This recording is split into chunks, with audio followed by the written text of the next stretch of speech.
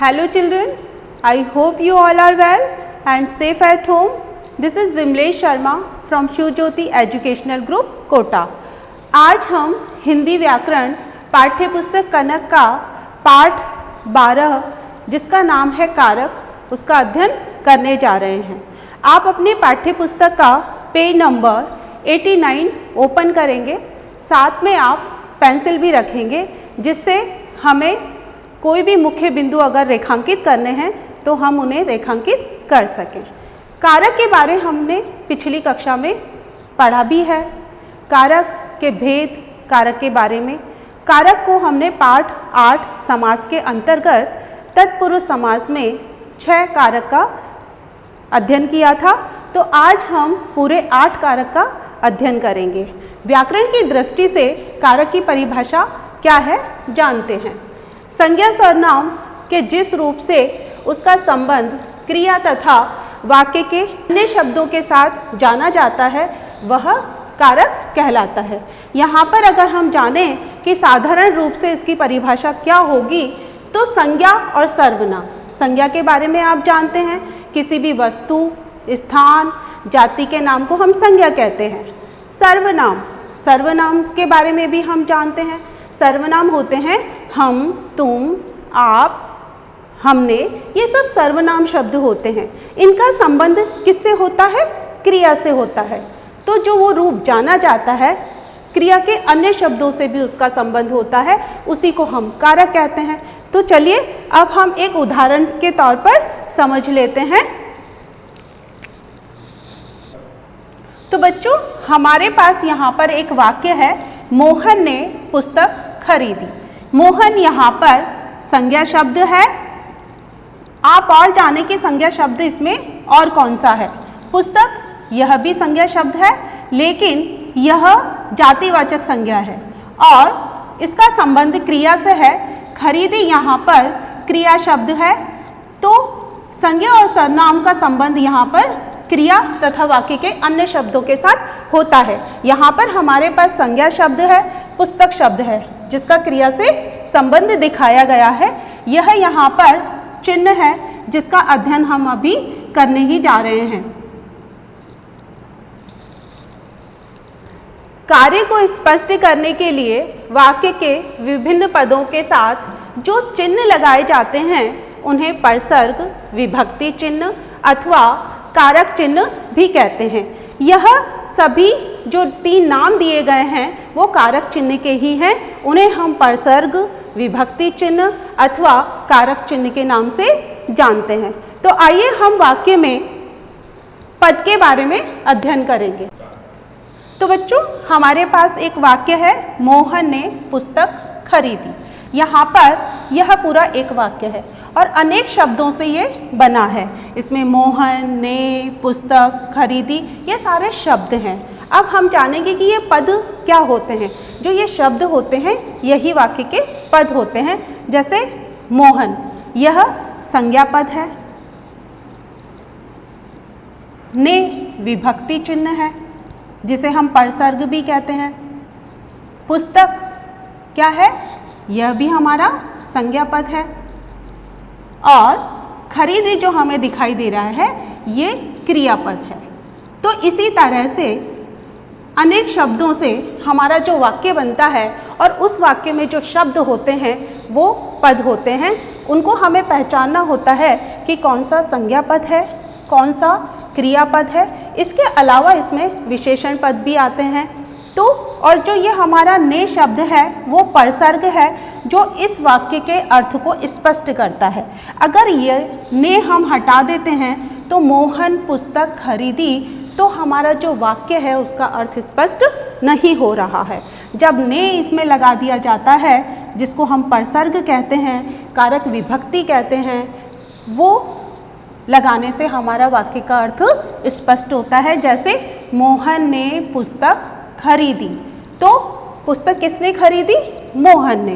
तो मोहन का ने विभक्ति लगाकर इस पूरे वाक्य का अर्थ स्पष्ट हो रहा है। यहाँ पर एक उदाहरण है, श्री कृष्ण ने अर्जुन को गीता का उपदेश दिया। यहाँ पर श्री कृष्ण, अर्जुन, गीता, उपदेश, दिया, ये जो शब्द हैं उन्हीं से पूरा एक वाक्य स्पष्ट हो रहा है।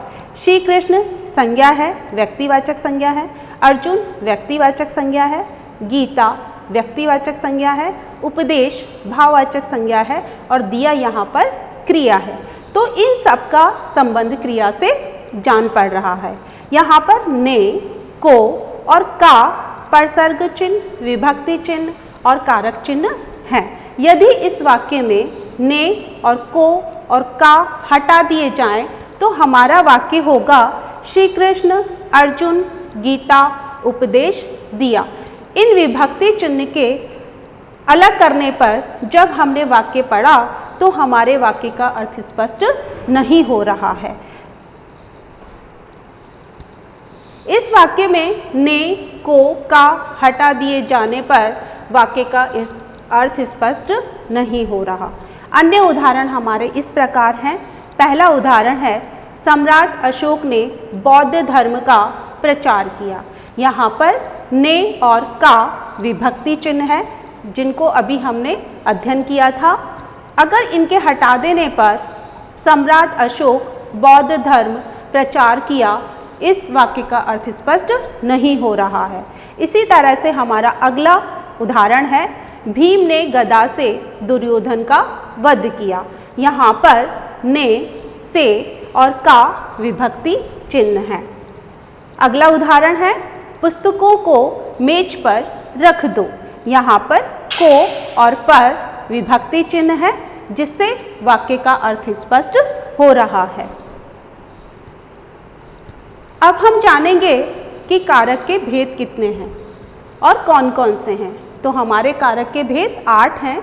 पहला है कर्ता कारक, दूसरा कर्म कारक, तीसरा करण कारक, चौथा संप्रदान कारक, पांचवा अपादान, छठा है संबंध कारक और सातवां है अधिकरण कारक और आखिरी और अंत है संबोधन कारक। तो अब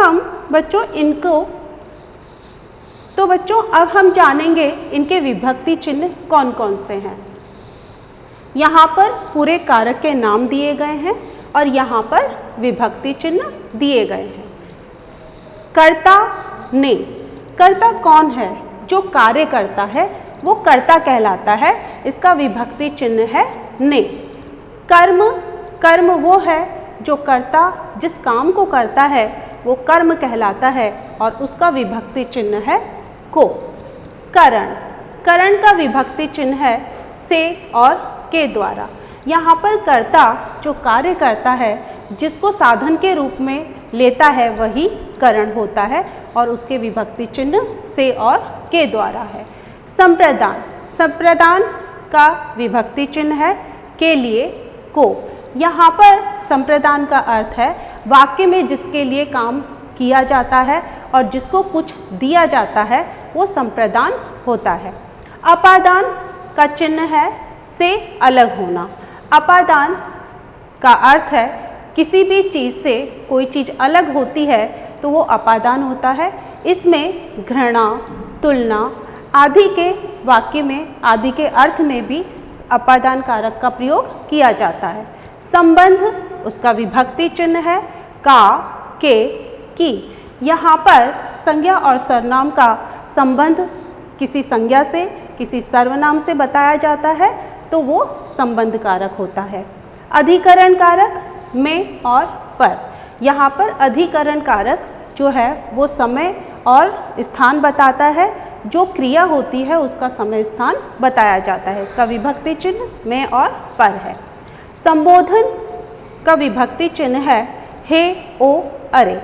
संबोधन जब हम किसी को पुकारते हैं, किसी को नाम से पुकारा जाता है वो संबोधन कारक कहलाता है। अब हम जानेंगे इनका एक एक करके विस्तार से कि कारक की परिभाषा और उसके उदाहरण। कर्ता कारक, इसका विभक्ति चिन्ह है ने। वाक्य में क्रिया करने वाले को कारक कहते हैं। संज्ञा हो अथवा सर्वनाम, वाक्य में जो पद कार्य करता है उसे कर्ता कारक कहते हैं। तो बच्चों आप अपनी पेंसिल से जो पद कार्य करता है उसे रेखांकित कर लें। ये हमारे कर्ता कारक को पहचानने के मुख्य बिंदु हैं। कर्ता वो होता है जो क्रिया करने वाला होता है, जो कार्य करता है वो कर्ता कहलाता है। इसके उदाहरण इस प्रकार हैं, किसान ने खेत सींचा। अब किसने सींचा? किसान ने। तो यहाँ पर किसान क्या है? कर्ता कारक है और उसका विभक्ति चिन्ह क्या है? ने। जैसे कि आपको यहाँ पर कारक के सामने उसका विभक्ति चिन्ह दर्शाया गया है। तो यहाँ पर जो कार्य कर रहा है वो कर्ता है, उसका विभक्ति चिन्ह ने है। जैसे मोहन ने पुस्तक खरीदी। किसने खरीदी? मोहन ने। तो खरीदने का काम किसने किया है? मोहन, और उसका जो कारक चिन्ह है वो ने है। दूसरा उदाहरण है, दीपा निबंध लिख रही है। तो इसको जानने के लिए हम यह ध्यान रखने योग्य बात पहले जान लेते हैं कि कर्ता कारक की विभक्ति चिन्ह ने का प्रयोग सदा हो ऐसा आवश्यक नहीं है। ये जरूरी नहीं है कि जो कर्ता का विभक्ति चिन्ह है वो वाक्य में ने जरूर आए।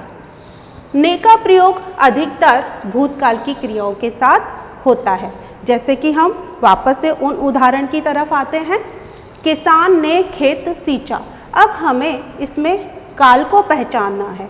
काल के बारे में आप जानते ही हैं, काल 3 प्रकार के होते हैं, वर्तमान, भूतकाल और भविष्यकाल। तो यहाँ पर किसान ने खेत सींचा, तो ये हमें भूतकाल प्रतीत हो रहा है, ये भूतकाल वाक्य है। तो यहाँ पर जो काल है, भूतकाल जो वाक्य है उसमें ने का प्रयोग होगा। तो यहाँ पर किसान ने खेत सींचा, भूतकाल वाक्य में ने का प्रयोग हो रहा है। अब यहाँ पर दूसरा उदाहरण है, दीपा निबंध लिख रही है। वो लिख रही है यानी वर्तमान काल में काम कर रही है। तो यहाँ पर ने का प्रयोग नहीं हुआ है। मैं यहाँ पर आपको पढ़ा रही हूँ तो वहाँ पर ने का प्रयोग नहीं होगा। उसी तरह से दीपा वर्तमान काल में निबंध लिख रही है तो यहाँ पर ने विभक्ति का प्रयोग नहीं होगा। अब हम अगली बात जानते हैं, कर्ता कारक को पहचानने के लिए क्रिया के साथ किसने और कौन लगाकर प्रश्न करने पर जो उत्तर प्राप्त होता है वही कर्ता कारक होता है। तो हमें ये याद रखना होगा कि किसने और कौन लगाकर हम उस वाक्य से क्या करेंगे? प्रश्न पूछेंगे। तो वापस हम उन उदाहरण की तरफ आते हैं, किसान ने खेत सींचा। किसने? किसान ने। तो यहाँ पर हमारा उत्तर आ गया। दीपा निबंध लिख रही है। कौन लिख रही है? दीपा। तो हमने जब इन वाक्य से प्रश्न किया और उत्तर हमारा निकल कर आता है तो वो कर्ता कारक होता है। अब हम जानेंगे दूसरे कारक के बारे में। दूसरा कारक है कर्म कारक। उसका विभक्ति चिन्ह क्या है? को। इसकी परिभाषा जान लेते हैं। वाक्य में जिस पद पर क्रिया का फल पड़ता है, आपने पद अभी जाना कि वाक्य के अंदर जो शब्द होते हैं वही पद होते हैं, उसे कर्म कारक कहते हैं। इसका विभक्ति चिन्ह को है। तो यहाँ पर जो कार्य करता है, जिस पद पर क्रिया का फल पड़ता है, जो क्रिया की जाती है, तो वो कौन सी क्रिया की जा रही है, उसका फल किस पर पड़ रहा है, वो ही हमारा कर्म कारक है। तो इसका विभक्ति चिन्ह क्या है? को। अब हम उदाहरण के द्वारा समझ लेते हैं। माँ बालक को कहानी सुनाती है। यहाँ पर जो को है वो विभक्ति चिन्ह किसका है? कर्म का। दूसरा उदाहरण है, गीतिका माताजी को रामायण सुनाती है। यहाँ पर कर्म क्या किया जा रहा है? रामायण सुनाने का काम कौन कर रहा है? माताजी कर रही हैं। यहाँ पर कहानी किसको सुनाई जा रही है? बालक को सुनाई जा रही है। अगले उदाहरण के लिए हमें कुछ जानना आवश्यक है। जिस तरह से कार्य 2 तरह का होता है, प्राणीवाचक और अप्राणीवाचक। आप इसे रेखांकित कर लें। कर्म कारक का विभक्ति चिन्ह को प्राणीवाचक कर्म के साथ प्रयोग होता है, आप इसे रेखांकित कर लें। अप्राणीवाचक कर्म के साथ इसका प्रयोग नहीं होता, इसे आप रेखांकित कर लें। यहाँ पर प्राणीवाचक आप जानते हैं कि वो नाम जिसमें प्राण हो, जो चल फिर सकता है, खा सकता है। अगर हम किसी व्यक्ति का नाम लेते हैं, जानवर का नाम लेते हैं, तो वो क्या होता है? प्राणीवाचक होता है। अप्राणीवाचक जो निर्जीव होता है, जो चल फिर नहीं सकता, अगर उसका नाम आता है तो वो अप्राणीवाचक होगा। तो अब हम जानेंगे तीसरे उदाहरण के बारे में कि गगन तबला बजाता है। यहाँ पर तबला क्या है? अप्राणीवाचक है। तो जब हम इससे प्रश्न पूछते हैं कि क्या बजाता है? तबला, तो हमारा उत्तर निकल कर आता है तबला। तबला क्या है? अप्राणीवाचक है। तो यहाँ पर ये कर्म कारक होगा और वहाँ पर विभक्ति चिन्ह नहीं होगा। क्यों? क्योंकि यह जो उत्तर आ रहा है प्रश्न करने पर वो अप्राणीवाचक है। कर्म कारक को पहचानने के लिए क्रिया के साथ किसे और क्या लगाकर प्रश्न करने पर जो उत्तर प्राप्त होता है वही कर्म कारक है। हम प्रश्न किससे करेंगे? वो शब्द कौन से हैं? किसे और क्या। माँ बालक को कहानी सुनाती है। किसको सुना रही है? बालक को। दूसरे उदाहरण में आता है गीतिका माता जी को रामायण सुनाती है। किसको सुनाती है? माता जी को। तो हमारे उत्तर निकल कर आ रहे हैं, तो वो हमारा कर्म कारक होगा। गगन तबला बजाता है। गगन क्या बजा रहा है? तबला बजा रहा है। तो हमारा उत्तर निकल कर आ रहा है। तो ये सब हमारे क्या हुए? कर्म कारक। अब हम जानेंगे अगले कारक के बारे में। वो है हमारा करण कारक। उसके विभक्ति चिन्ह है से, के द्वारा। इसकी परिभाषा जान लेते हैं। संज्ञा या सर्वनाम का वह रूप जिसकी सहायता से कार्य किया जाता है वह करण कारक कहलाता है। आप अपनी पेंसिल से जिसकी सहायता से कार्य किया जाता है उसे रेखांकित कर लें। अब इसके उदाहरण क्या हैं? अगर हम साधारण रूप से जानें तो जिसकी सहायता से हम कार्य करते हैं, मान लीजिए मैंने चम्मच से चावल खाए, तो मैंने किसकी सहायता ली? चम्मच की। खाने के लिए क्रिया से संबंध बता रहा है। तो जिसकी सहायता से हम काम कर रहे हैं वो ही करण कारक है। तो यहाँ उसका विभक्ति चिन्ह से और के द्वारा है। उदाहरण है दर्जी सुई से कपड़े सिलता है। तो उसने सिलने के लिए किसकी सहायता ली? सुई की। तो से हमारा विभक्ति चिन्ह हो गया। सपेरा बीन के द्वारा सांप को नचाता है। तो किसके द्वारा वो नचा रहा है? बीन के द्वारा। तो यहाँ पर नचाने के लिए उसने किसका प्रयोग किया? बीन का। कपड़े सिलने के लिए किसका प्रयोग किया? सुई का। तो ये जो वाक्य है, जब कोई कर्ता किसी की सहायता से कार्य कर रहा है तो वो करण कारक होगा। करण कारक को पहचानने के लिए क्रिया के साथ किससे, किसके साथ और किसके द्वारा प्रश्न करने पर जो उत्तर प्राप्त होता है वही करण कारक होता है। जैसा कि अभी मैंने वाक्य में प्रश्न पूछकर आपको उत्तर बताया। एक बार हम इसे और दोहरा लेते हैं। दर्जी सुई से कपड़े सिलता है। किससे सिल रहा है? सुई से। तो हमारा उत्तर निकल कर आ गया। सपेरा बीन के द्वारा सांप को नचाता है। किसके द्वारा नचा रहा है? बीन के द्वारा। तो हमारा प्रश्न करने पर जब उत्तर निकल कर आता है तो वो करण कारक होता है। अब हम जानेंगे अगले कारक के बारे में। हमारा अगला कारक है संप्रदान कारक। इसके जो विभक्ति चिन्ह हैं वो हैं को और के लिए। इसकी परिभाषा जान लेते हैं।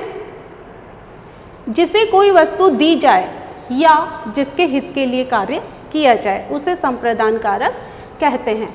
तो हम यहाँ पर कोई वस्तु दी जाए इसे रेखांकित करेंगे, जिसके हित के लिए कार्य किया जाए उसे रेखांकित करेंगे। अब हम जानते हैं उदाहरण के द्वारा कि संप्रदान कारक क्या है। रोगी के लिए दवा लाओ। तो यहाँ पर लाने के लिए, उसको दवाई देने के लिए यहाँ पे कार्य किया जा रहा है। इसका उदाहरण है कि कोई वस्तु दी जाए। भिखारी को कंबल दो। यहाँ पर दी जाने का उदाहरण ये है और जिसके हित के लिए कार्य किया जा रहा है वो है रोगी के लिए दवा लाओ। रोगी के हित का कार्य किया जा रहा है, उसके लिए दवाई लाई जा रही है। तो ये हमारा इसका है कि जिसके हित के लिए कार्य किया जाए और किसी को हम कोई चीज़ देते हैं तो यहाँ पर संप्रदान कारक होता है। अब हम किसी वाक्य से किस तरह से पूछकर उसे पहचान सकते हैं कि वो संप्रदान कारक है, तो जानते हैं संप्रदान कारक के क्रिया के साथ किसे, किसके लिए प्रश्न करने पर जो उत्तर मिलता है वही संप्रदान कारक होता है। तो हम इन वाक्य से इसके इन शब्दों के द्वारा प्रश्न करेंगे और हमारा जो उत्तर आएगा वो संप्रदान कारक होगा। जैसे कि रोगी के लिए दवा लाओ, किसके लिए लाओ, रोगी के लिए लाओ, तो यहाँ पर के लिए हमारा संप्रदान कारक है। भिखारी को कंबल दो, किसे दो, भिखारी को दो, देने का भाव किसको देना है, भिखारी को, तो हमारा संप्रदान कारक है।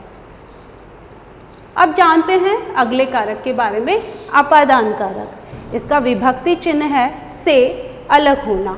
इसकी परिभाषा है वाक्य में जिस संज्ञा या सर्वनाम पद से अलग होने का भाव प्रकट होता है उसे अपादान कारक कहते हैं। आप यहाँ पर अलग होने का भाव प्रकट होता है इसे रेखांकित कर लें। अपादान का अर्थ है किसी भी चीज़ से अलग होना। मान लीजिए पेड़ से पत्ता गिरता है तो पेड़ से पत्ता अलग हो गया। मोहन बस से उतर गया, वो बस से अलग हो गया। तो अलग होने के भाव जो प्रकट करता है, जो वाक्य प्रकट करता है, तो उसमें कौन सा कारक होता है, अपादान कारक। इसके उदाहरण देख लेते हैं। माहिका पेड़ से नींबू तोड़ती है, नींबू पेड़ से अलग हो गए तो वहाँ से विभक्ति का प्रयोग हुआ। बंदर पेड़ से नीचे कूद गया, वो पेड़ से नीचे कूद गया यानी वो पेड़ से अलग हो गया। तो यहाँ पर जो से विभक्ति का प्रयोग हुआ है और अलग होने का भाव प्रकट करते हैं यह वाक्य, तो वो अपादान कारक होते हैं। अब इसमें कुछ ध्यान देने वाली बात कौन सी है, अलग होने का भाव तो हमने समझ ही लिया, लेकिन आगे और जानकारी हम लेते हैं। अपादान कारक में भय यानी डर, लाज यानी शर्म, प्रेम, घृणा, नफरत, ईर्ष्या, द्वेष, दूरी बताने, तुलना करने के भाव भी प्रकट होते हैं। जो अपादान कारक है उसमें अलग होने का भाव तो है ही, लेकिन भय, लाज, प्रेम, घृणा, ईर्ष्या, द्वेष, दूरी बताना, तुलना करना, ये वाले भाव भी उनके वाक्य में प्रकट होते हैं। तो हम यहाँ पर भय, लाज, यहाँ प्रेम, घृणा, ईर्ष्या, द्वेष, तुलना करने के भाव तक हम इसे रेखांकित करेंगे। अब जानते हैं हम इनमें से हमने दो वाक्य लिए हैं घृणा और भय का। मुझे झूठ से घृणा है यानी नफरत है, तो यहाँ पर से का प्रयोग हुआ जो कि अपादान का क्या है, कारक चिन्ह है। भय, सांप से सभी को डर लगता है, तो यहाँ पर से विभक्ति का प्रयोग हुआ है, वो भी अपादान कारक है। वो किसके रूप में हुआ है, भय, डर के रूप में हुआ है। अपादान कारक में क्रिया के साथ कहाँ से और किस से लगाकर प्रश्न करने पर जो उत्तर मिलता है वही अपादान कारक होता है। तो यहाँ पर जो हमारे पास दो वाक्य हैं उनमें अगर हम कहाँ से और किस से प्रश्न करेंगे तो उत्तर निकल कर आएगा, वो ही हमारा अपादान कारक होगा। मुझे झूठ से नफरत है, किससे नफरत है, झूठ से, यहाँ पर हमारा उत्तर निकल कर आता है। सांप से सभी को डर लगता है, किससे डर लगता है, सांप से, तो यहाँ पर हमारा प्रश्न करने पर उत्तर निकल आया, तो वो होगा हमारा अपादान कारक। अब हम जानेंगे अगले कारक के बारे में, संबंध कारक, जिसका क्या चिन्ह है, विभक्ति चिन्ह कौन से हैं, का, के और की। जानते हैं इसकी परिभाषा क्या है। संज्ञा के जिस रूप से वाक्य में आए दो संज्ञा शब्द अथवा संज्ञा और सर्वनाम शब्दों का परस्पर संबंध का पता चलता है वह संबंध कारक कहलाता है। यहाँ पर संबंध यानी पहचान, ठीक है। यहाँ पर संज्ञा का संज्ञा से, दो संज्ञा है तो उसका संबंध होगा, संज्ञा का सर्वनाम से संबंध होगा। तो जो संबंध होता है संज्ञा का संज्ञा से और संज्ञा का सर्वनाम से, तो वो संबंध कारक होता है और उसके कारक चिन्ह हमें क्या दर्शाने होते हैं, का, के और की। अब हम जानेंगे इसको उदाहरण के द्वारा। इसके उदाहरण हैं, मेरा घर मंदिर के सामने है, तो यहाँ पर जो मंदिर के सामने क्या है, मेरा घर, वो संबंध बता रहा है।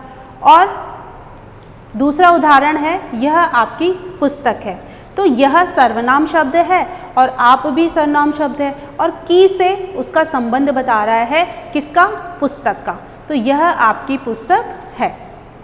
संबंध कारक में क्रिया के साथ किसकी, किसके और किसका लगाकर प्रश्न किए जाने पर उत्तर प्राप्त होता है वह संबंध कारक होता है। तो ये जो हमारे पास वाक्य हैं, अगर हम इस किसकी, किसके और किसका लगाकर अगर हम प्रश्न करते हैं और हमारे पास जब उत्तर आता है तो वो संबंध कारक को प्रदर्शित करता है। तो मेरा घर मंदिर के सामने है, किसके सामने है, मंदिर के सामने, संबंध बता दिया। दूसरा है यह आपकी पुस्तक है, किसकी पुस्तक है, आपकी पुस्तक है। तो यहाँ पर यह आपकी पुस्तक है, पुस्तक का संबंध आपसे बताया जा रहा है, तो यहाँ पर संबंध कारक प्रदर्शित हो रहा है। अब हम जानेंगे अगले कारक के बारे में, वो है अधिकरण कारक। इसके विभक्ति चिन्ह हैं में और पर। संज्ञा के जिस रूप से वाक्य में क्रिया के समय, स्थान और आधार का पता चलता है उसे हम अधिकरण कारक कहते हैं। आप क्रिया के सामने, क्रिया के समय, स्थान और आधार का पता चलता है उसको रेखांकित करें, उसे रेखांकित करें। उदाहरण इस प्रकार हैं, बच्चे छत पर पतंग उड़ा रहे हैं। तो बच्चे छत पर पतंग उड़ा रहे हैं, पर विभक्ति चिन्ह है जो कि किसका है, अधिकरण कारक का। मेरी चाय में कम चीनी डालिए, तो यहाँ पर में विभक्ति चिन्ह आ गया, किसका, अधिकरण कारक का। अब यहाँ पर समय और स्थान कब बताया जाएगा, जब क्रिया हो रही है। तो पतंग उड़ा रहा है, कहाँ उड़ा रहा है, जो क्रिया हो रही है पतंग उड़ाने की वो कहाँ हो रही है, छत पर। तो छत क्या हो गया, हमारा स्थान हो गया। मेरी चाय में कम चीनी डालिए, जो डालने का काम हो रहा है वो किस में हो रहा है, चाय में, तो वो भी स्थान हो गया। तो इसी तरह जो समय और स्थान और आधार का पता चलता है वो हमारे अधिकरण कारक होते हैं और उसके विभक्ति चिन्ह क्या होते हैं, में और पर। अब हम इनको पहचानेंगे कैसे, कि वाक्य में हम किस तरह से कारक को पहचानें। तो देखिए, अधिकरण कारक में क्रिया के साथ किस में, किस पर, कब लगाकर प्रश्न किए जाने पर उत्तर प्राप्त होता है तो वह अधिकरण कारक कहलाता है। जैसे कि अभी हमने प्रश्न किया कि पतंग उड़ा रहे हैं, कहाँ पर पतंग उड़ा रहे हैं, छत पर उत्तर निकल कर आ रहा है।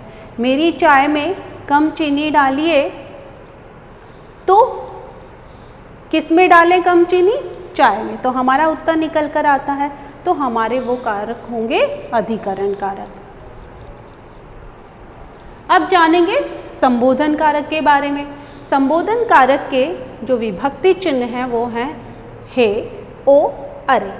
वाक्य के जिस शब्द से किसी को पुकारने या उसका ध्यान आकर्षित करने पर पता चले वहाँ संबोधन कारक होता है। तो बच्चों, आप पुकारने या उसका ध्यान आकर्षित करने वाक्य को रेखांकित कर लें। अब हम उदाहरण के द्वारा इन्हें समझेंगे। उदाहरण है, सुनो भारत मैच जीत गया। तो यहाँ पर हम किसी को पुकार रहे हैं, उसका ध्यान आकर्षित कर रहे हैं। यहाँ पर किसी का नाम नहीं लिया जा रहा, हम उसको पुकार कर कह रहे हैं कि सुनो मैच जीत गया। कौन, भारत जीत गया। तो यहाँ पर जब भी हमारा संबोधन कारक होता है और जो विभक्ति लगाकर हम संबोधित करते हैं उसके बाद हमें यहाँ पर विस्मय आदि बोधक चिन्ह लगाना बहुत जरूरी होता है, तभी हमारा संबोधन कारक होगा। तो यहाँ पर सुनो, भारत मैच जीत गया, तो सुनो के बाद विभक्ति चिन्ह जो विस्मय आदि बोधक चिन्ह है वो लगाया गया है। ओ भाई जरा इधर आओ, तो यहाँ पर ओ भाई हमारा विभक्ति चिन्ह है, कौन सा, संबोधन करने का। तो उसके बाद हमें विस्मय आदि बोधक चिन्ह लगाना जरूरी है। अब हमने कारक के 8 भेदों का अध्ययन कर लिया, लेकिन कुछ ऐसे कारक हैं जिनमें विभक्ति चिन्ह समान है लेकिन फिर भी वो अलग अलग हैं। उनके अंतर जानने के लिए हमें यहाँ पर अध्ययन करना पड़ेगा।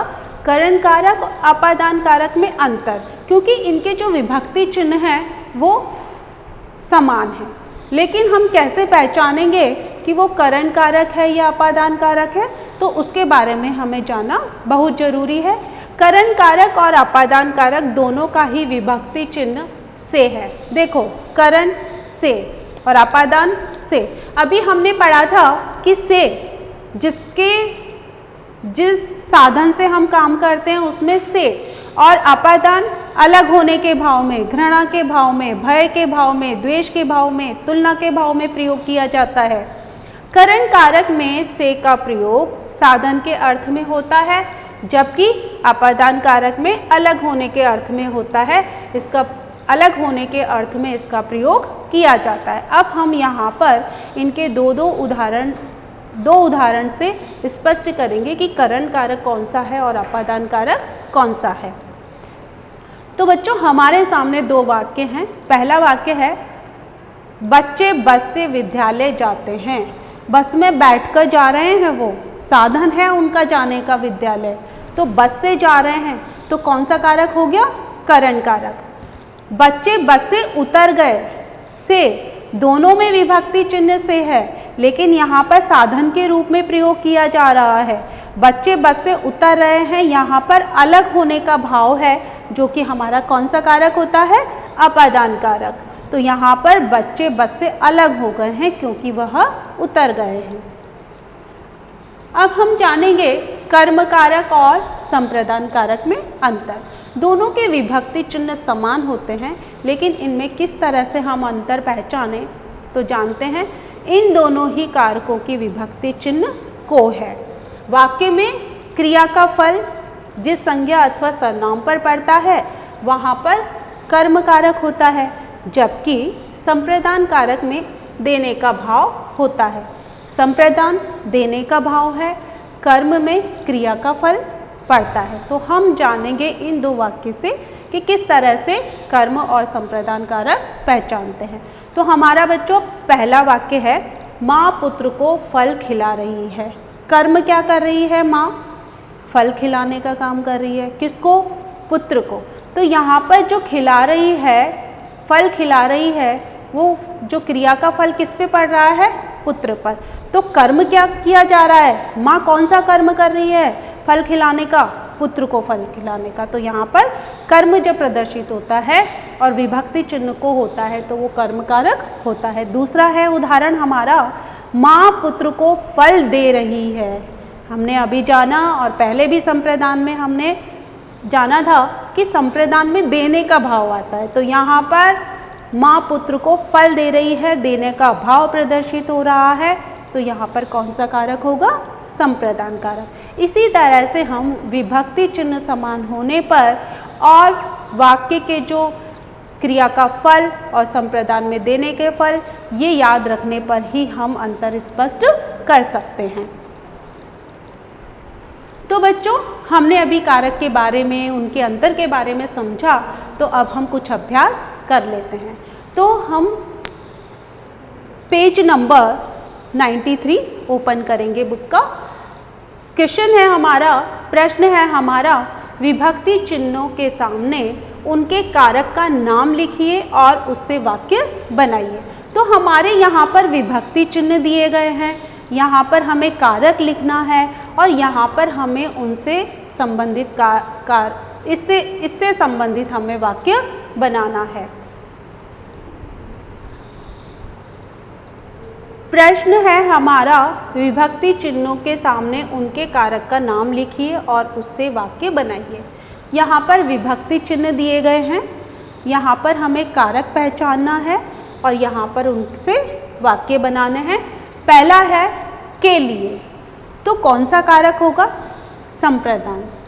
तो इसका वाक्य है मनु माँ के लिए दवा लेकर आई। तो जो के लिए विभक्ति चिन्ह है वो हमारा वाक्य के अंतर्गत आ चुका है। और कौन सा है? संप्रदान, क्योंकि उनके लिए लेकर आई है। पर यानी अधिकरण कारक। अधिकरण कारक का वाक्य है बंदर पेड़ पर बैठा है, क्योंकि अधिकरण कारक में हम क्या बताते हैं? स्थान बताते हैं, समय बताते हैं। तो यहाँ पर स्थान बता दिया कि बंदर पेड़ पर बैठा है। ने जो कारक है वो कर्ता के अंतर्गत आता है, कर्ता का विभक्ति चिन्ह होता है। इसका वाक्य है माँ ने पूजा की। अगला है को विभक्ति चिन्ह जो है वो किसके अंतर्गत आता है? कर्म कारक के अंतर्गत इसका वाक्य है मैंने मित्र को पत्र लिखा। तो यहाँ पर को विभक्ति का प्रयोग हुआ है क्योंकि मैंने कौन सा कर्म किया है, मित्र को पत्र लिखने का। मैं अधिकरण कारक है, इसका वाक्य है नीरजा बगीचे में पौधे लगा रही है। तो यहाँ पर अधिकरण स्थान बता रहा है कि वो पौधे कहाँ लगा रही है, बगीचे में लगा रही है। हमारा अंतिम कारक चिन्ह है के, उसका जो कारक है वो है संबंध। आशीष के सिर में दर्द है। तो यहाँ पर आशीष और सिर में दर्द है, उसका संबंध किससे प्रदर्शित हो रहा है, के से। अब हम करेंगे अगले प्रश्न का अभ्यास। हमारा प्रश्न है रिक्त स्थान के लिए उचित कारक चिन्ह पर सही का निशान लगाना है। तो हमारा क है, इसमें क्या गलत है कुछ बता दो, दोबारा ले लो। हमारा अगला प्रश्न है रिक्त स्थान के लिए उचित कारक चिन्ह पर सही का निशान लगाना है। तो हमारा पहला है राजकुमार खिलौने मचल उठा। हमारे पास यहाँ पर 4 विभक्ति चिन्ह हैं, द्वारा, से, के लिए और को। अगर हम राजकुमार द्वारा मचल रहा है गलत है, से को अगर लगाते हैं वो गलत है, राजकुमार खिलौने के लिए मचल उठा तो यहाँ पर ये सही है। अगर हम को लगाते हैं कि राजकुमार खिलौने को मचल उठा तो वो गलत है। तो हमारा यहाँ पर कारक विभक्ति चिन्ह के लिए लगाने पर हमारा वाक्य का अर्थ पूर्ण रूप से स्पष्ट हो रहा है। तो इसका सही उत्तर क्या होगा, के लिए। अब हम आते हैं ख पर। पेड़ रिक्त स्थान पके फल लटक रहे थे। पहला है हमारा विभक्ति चिन्ह द्वारा, पेड़ द्वारा पके फल लटक रहे थे, गलत है। पेड़ पर पके फल लटक रहे थे, सही है। तो हमारा जो उत्तर होगा वो होगा पर। अगला है मुझे सच बोलने वालों रिक्त स्थान प्रेम है। पर मुझे सच बोलने वालों पर प्रेम है, गलत अर्थ स्पष्ट हो रहा है। अगर हम दूसरा विभक्ति चिन्ह लेते हैं मुझे सच बोलने में प्रेम है, ये भी अर्थ स्पष्ट नहीं हो रहा है। मुझे सच बोलने वालों ने प्रेम है, ये भी अर्थ स्पष्ट नहीं हो रहा है। तो से लगाते हैं कि मुझे सच बोलने वालों से प्रेम है। तो से विभक्ति चिन्ह लगाने पर हमारे वाक्य का जो अर्थ है वो पूर्ण रूप से स्पष्ट हो रहा है। तो हमारा उत्तर क्या होगा, से। अगला हमारा प्रश्न है शिक्षक बच्चों रिक्त स्थान पढ़ा रहे हैं। हम विभक्ति चिन्ह लगाएंगे से। शिक्षक बच्चों से पढ़ा रहे हैं, अर्थ स्पष्ट नहीं हो रहा है तो ये गलत है। शिक्षक बच्चों के लिए पढ़ा रहे हैं तो भी हमारा अर्थ स्पष्ट नहीं हो रहा है तो ये भी विभक्ति चिन्ह गलत है। शिक्षक बच्चों को पढ़ा रहे हैं, तो को जब विभक्ति चिन्ह हमने यहाँ पर लगाया तो हमारे वाक्य का जो अर्थ है वो पूर्ण रूप से स्पष्ट हो रहा है। तो हमारा उत्तर क्या होगा, को। तो हम यहाँ पर को राइट टिक करेंगे। तो बच्चों आज हमने कारक के बारे में समझा, पढ़ा, जाना, अंतर भी हमने देखा और कुछ हमने पुस्तक के अभ्यास प्रश्न भी किए। तो मुझे आशा है आपको कारक बहुत अच्छे से समझ आ गए होंगे। धन्यवाद। तो बच्चों आज हमने कारक के बारे में समझा, जाना और पढ़ा। उदाहरण के द्वारा हमने इन्हें समझा। हमने पाठ्य पुस्तक के कुछ अभ्यास प्रश्न भी किए। तो मुझे आशा है कि आपको ये कारक अच्छे से समझ में आ गए होंगे। धन्यवाद।